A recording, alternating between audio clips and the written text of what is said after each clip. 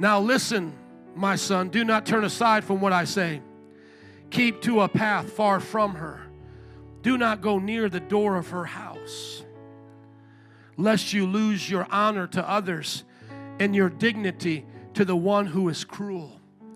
Can I just preach this for a few minutes? I know I'm going late, but I just want to preach this right here to, people who have been saved for a while.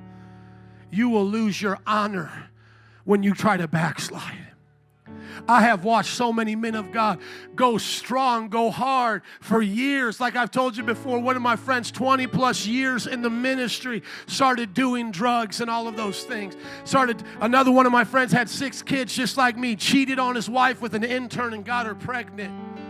You will lose your honor.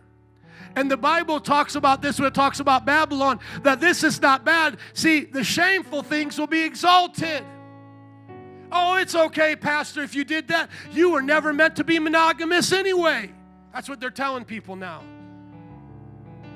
You will lose your honor. My dad taught it to me like this. It takes a lifetime to build a testimony, but you can lose it in moments. Apply this to every part of your life. You will lose your honor to others. You'll lose your dignity to the one who is cruel. See, we're going to learn about the Babylonian system. Actually, they even turn against Babylon. They turn against the whore. They get upset with the whore. They chew her up and spit her out. Because like I said, nobody makes the whore the housewife.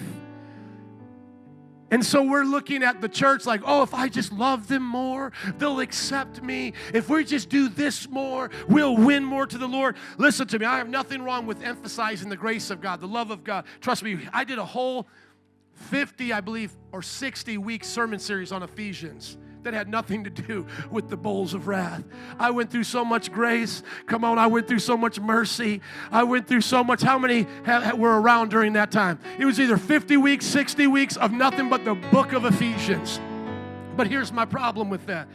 Is that if all you know is the book of Ephesians, then you don't understand about the wrath of God to come. Because then you read in the book of Ephesians that he spared you from the wrath, but you don't know what it looks like. What did he spare you from? You've got to read Revelation to understand what he spared you from.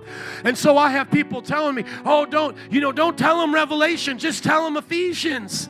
I get it, you'll be saved by the loving kindness of God, but you got to remind them of the fear of God. Otherwise, you'll lose your honor.